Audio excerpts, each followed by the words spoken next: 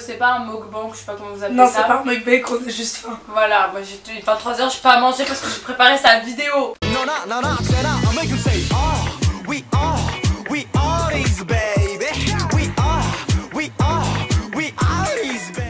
Salut. Hello les Unix. J'ai envie de changer d'intro parce qu'en vrai ça me saoule. Bonjour, bonsoir.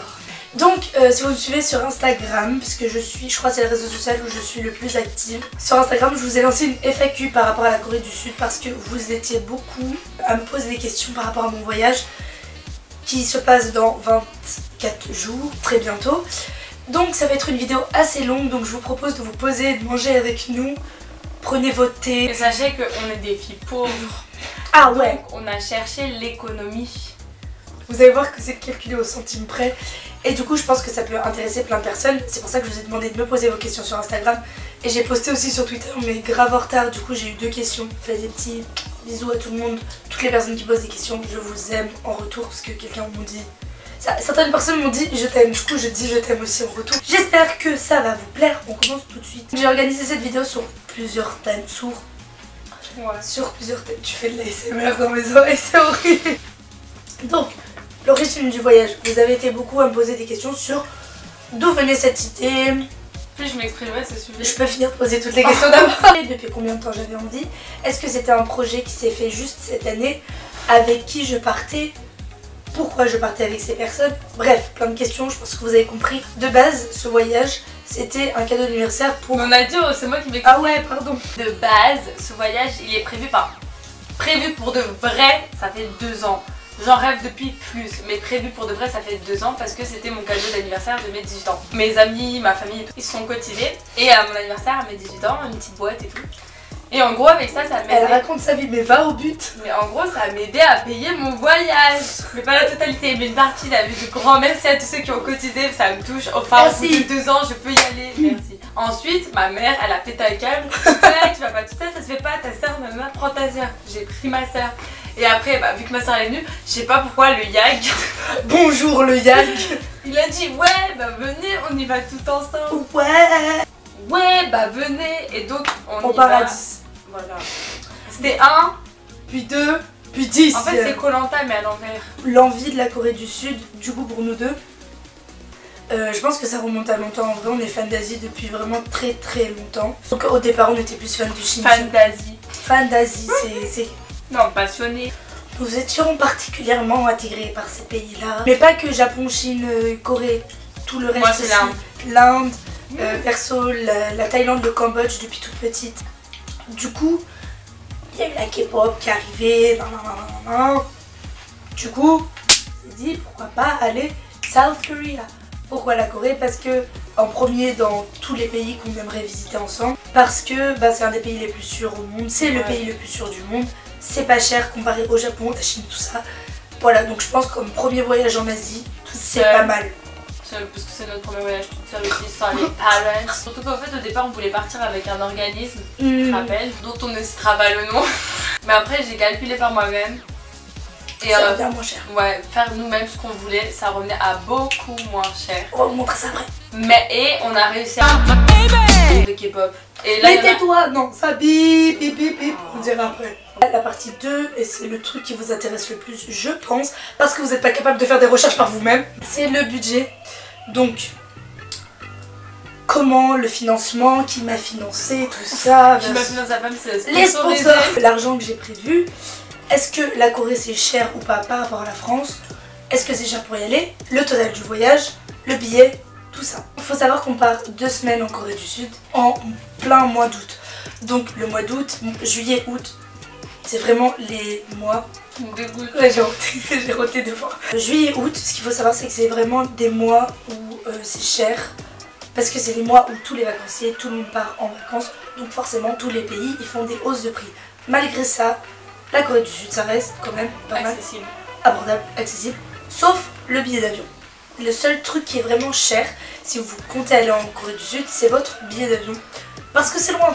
Alors comment on s'y est prise? Parce qu'on a quand même eu un billet assez abordable. Donc le billet d'avion il a coûté 700. Et des brioches. Ouais. Comment faire pour avoir un billet d'avion pas trop cher et avec une bonne compagnie? Il faut s'y prendre à l'avance. Très à l'avance. les compagnies aériennes, elles mettent pas les billets en vente 9 mois. Genre c'est à partir de 9 mois avant ta date de départ que les billets sont disponibles. Avant les 9 mois, t'en trouveras jamais. Nous on a guetté la date. À partir de cette date là, on a fait que des comparaisons de prix pendant les 2 mois. Après on a quand même comparé des compagnies aériennes de confiance parce que c'est pas je vais prendre un petit truc tout pourri, je vais me retrouver perdue dans l'océan Atlantique. Non merci. Aussi si vous voulez prendre un billet pas cher, vous n'allez pas prendre Korea Airlines ou je sais pas quoi, ni Air France. Parce que eux, ce seront les 2 seules compagnies qui pourront faire des vols directs. C'est en gros les pays, bref, c'est comme ça que ça marche. C'est le pays d'arrivée et le pays de départ. C'est les 2 seules agences, enfin compagnies aériennes qui ont le droit de faire des directs. Les autres, ils sont obligés de faire des escales. Donc, quand tu fais une escale, ça coûte moins cher. Donc, on a viré de suite Air France et Korea. En plus, Air France, je les aime pas, donc bref. On a trouvé que Turkish Airlines, avec les 700 et trucs, ça allait bien parce que on faisait une escale certes, mais c'était quoi? Une escale de 3 heures. Donc ça allait par rapport à la Chine, donc China je sais pas quoi, qui nous faisait une escale de 1 heure là. Et avec 1 heure c'est genre mort genre. Parce que la douane chinoise elle te prendra en 30 minutes. Imagine t'as un problème, t'as oublié un truc, bref tu rates ton train, ton avion. Et au bout de 72 heures en Chine si t'as pas de visa, c'est fini pour toi. Et ensuite Lufthansa qui est bien aussi. Pour les dates où on voulait aller, il y avait jamais de... En fait, je crois qu'ils faisaient que des escales pendant la nuit. Il n'y a pas de vol de nuit. Oui, voilà. Il n'y a pas de vol de nuit, donc on est obligé de dormir la nuit en Allemagne et j'ai pas envie. En plus, comme nous on part à plusieurs, on a dû faire en sorte de trouver un avion qui convenait à tout le monde. Voilà. Parce qu'on part avec des mineurs, qu'on part avec des majeurs, donc nos parents, perso les miens, vu que je suis encore mineure, même si je suis avec ma soeur, ils préfèrent être assurés et que je passe pas 4 nuits dans un aéroport, dans un pays perdu, bref, donc... Turkish, c'est parfait. En plus, c'est une bonne compagnie. Après voilà, si vous cherchez un billet d'avion, si vous êtes assez grand pour pouvoir faire une escale de nuit dans un aéroport, dormir là-bas, tout ça, si vous vous sentez prêt à faire ça, si vos parents sont d'accord, vous allez trouver peut-être des billets qui sont encore moins chers. Par rapport au voyage, ce qui est bien avec la Corée, c'est qu'il n'y a pas besoin de visa. Si c'est pour des vacances, genre je crois que si tu dépasses pas 3 mois, t'as pas besoin de visa. Je crois que c'est 2 mois. Ouais, et ça c'est primordial, enfin vous en rendez pas compte, mais un visa ça coûte super cher, genre trop cher. Je viens d'aller au Nigeria, je paye je sais pas combien mon visa, là ça fait trop mal. Ensuite, le seul truc que tu peux payer en obligatoire aussi, en fait c'est pas obligatoire, mais c'est le vaccin qui coûte à peu près 100 €. En fait ça c'est les prix, on vous dit c'est des trucs genre importants, c'est pas ce que... Donc le vaccin, pareil ici, nous on va pas se faire vacciner perso. On est des thugs. Mais parce que de ce qu'on a su, c'était pas nécessaire en fait. Donc quand tu pars à Séoul, à Skip, ce vaccin c'est pas trop nécessaire. C'est plus si tu vas à la campagne ou en camping. Mais si vous préférez ne pas mourir attaqué par un petit moustique d'encéphalite japonaise, faites le vaccin, c'est 100 € mais c'est pas remboursé. Voilà. Est-ce que la Corée c'est cher ou pas par rapport à la France?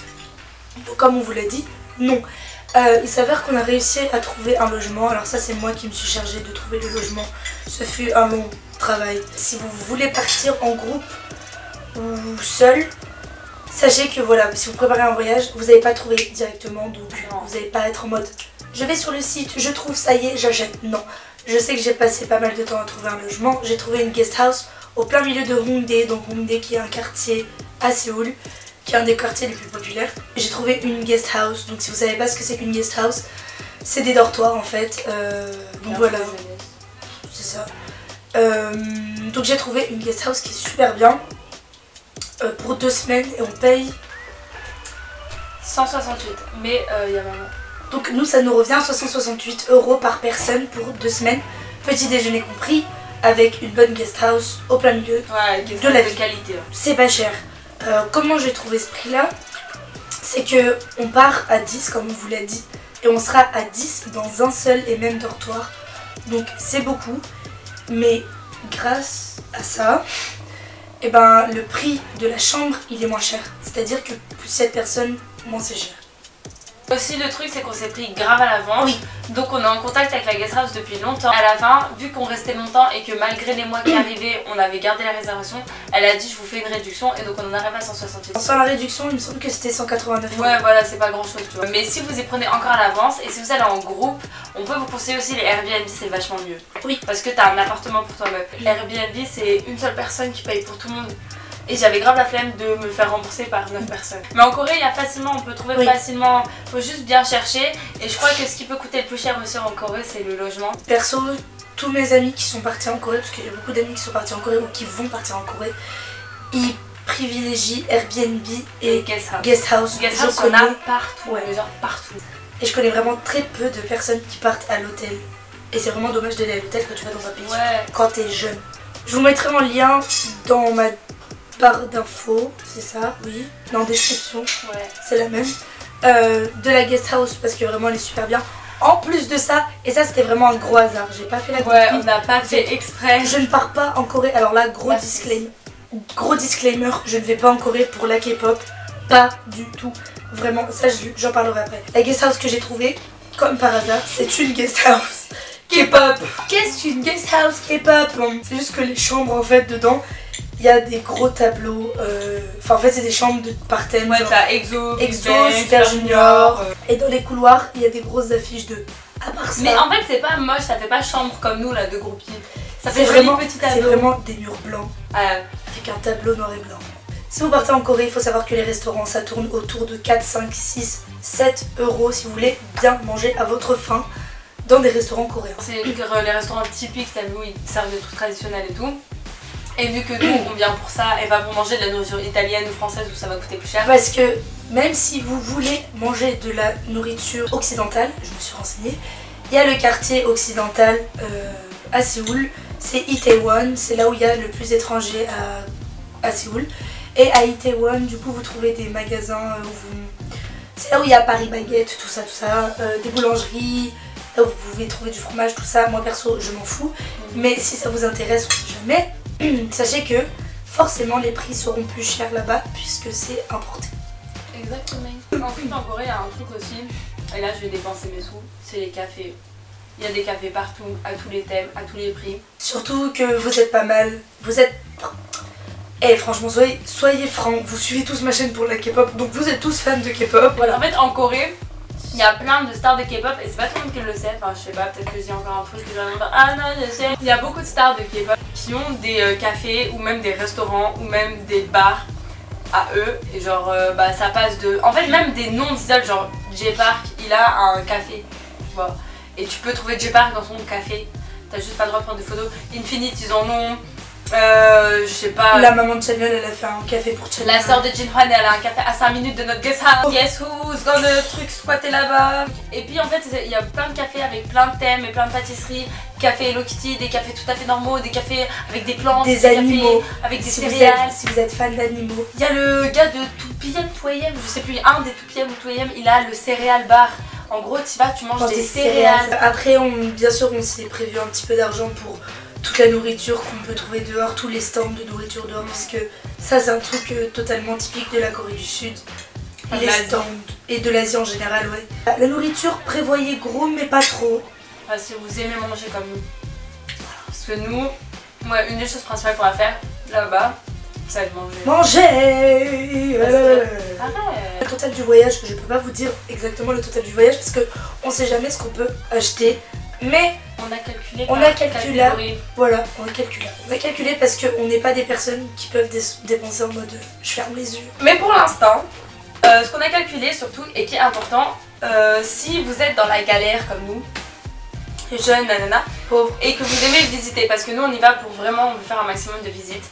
On a genre fait une liste, comment c'est organisé? On a fait une liste de tous les lieux où on voudrait, ouais, pareil ça, genre on a collectionné les guides gratuits sur plusieurs années de la Corée. On a squatté des vlogs, on a regardé internet et tout, et on a sélectionné les principaux endroits où on a envie d'aller. Les blogs c'est hyper, pas les vlogs, hein. Les blogs, ouais. Ça aide ouf. Perso, j'ai surtout en anglais. Je sais que c'est pas tout le monde qui parle anglais, mais essayez parce qu'il y a plein de blogs écrits par des personnes anglophones qui sont juste géniaux pardon.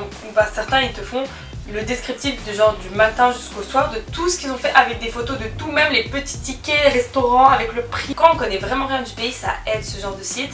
Et donc nous on a fait une liste comme ça et après on a sélectionné ce que vous préférez vraiment. Et j'avais trouvé une fille sur YouTube qui expliquait elle aussi comment elle préparait ses voyages. Elle prend son Google Maps et genre les lieux où elle va aller, elle les enregistre. On peut enregistrer sur Google Maps tes lieux. Et ce que moi je me suis amusée à faire, c'est qu'en plus d'enregistrer mes lieux favoris où je voulais aller en Corée, parce que comme ça quand je suis en Corée, j'ouvre Google Maps, je marche dans la rue, je sais où je vais, Et ben j'ai squatté, en fait j'ai regardé les quartiers autour, aux alentours, ce qu'il y avait, et j'ai découvert d'autres lieux qui sont pas proposés dans les guides touristiques. Parce que dans les guides touristiques, ils vous proposent des trucs Où tout le les monde plus va. connus. Et c'est pour ça que là aussi je vous redirige vers les blogs, parce que moi perso, je suis allée lire des blogs français de gens qui vivent en Corée et du coup qui te parlent d'endroits Que que personne connaît. Et donc c'est bien mieux, c'est et donc on complète les listes, on découvre même des endroits gratuits ou des endroits où genre c'est juste beau à voir avec des belles vues, des petits des quartiers parcs, sympas. des machins. Il y a vraiment des quartiers genre trop beaux encore. Je vous conseille vraiment de faire ça, mais pour tous vos voyages, vous prenez des endroits clés et après vous fouillez avec Google Maps, ou alors les jours même quand vous êtes en voyage vous vous perdez quoi. Mais nous on s'est organisé comme ça, donc on a fait la liste et ensuite on est allé sur internet, on a regardé les prix pour chaque lieu pour voir si c'était abordable ou non. Et on en est venu à un total des visites pour nous deux, et j'ai compté large, de 112 € pour 2 semaines de vacances. Juste les visites, genre juste les trucs qu'on veut visiter. Sachant qu'elle m'a compté comme adulte, alors qu'il y a pas mal de trucs où je compte pas adulte. Donc voilà, donc 112 € pour 2 semaines où on veut visiter des trucs tous les jours. Genre vraiment on a fait des programmes par jour limite. Ça va. Ça va. Ça va, ça revient à Surtout 50 € que par personne. voilà, nous on a compacté ça dans 2 semaines. Vous, si vous comptez aller plus longtemps, je pense que si vous vous posez un mois ou plus, Ouais, vous prendrez des journées vous où vous avez ferez pas le temps de visite de vraiment. vous tout le perdre temps. par vous-même, trouver Ouais. un bail. Nous, c'est vraiment parce que 2 semaines c'est short et qu'on veut faire le plus de trucs possible. Ensuite le métro. Le métro c'est au kilomètre. Genre. C'est pas comme nous, on paye un abonnement ou un trajet quand on Ouais. achète un ticket. Donc 10 km c'est 1200 won. 95 centimes. Ouais, 95 centimes pour un adulte et allez 54 centimes pour un moins de 18 ans. Donc c'est vraiment donné, et dès que tu dépasses 10 km, tous les 5 km ils te rajoutent 100 won. Donc en vrai, nous on s'est dit pour l'instant on arrive en Corée, on se met 25 € dans la carte et s'il y a besoin de recharger, ben on recharge et puis voilà quoi.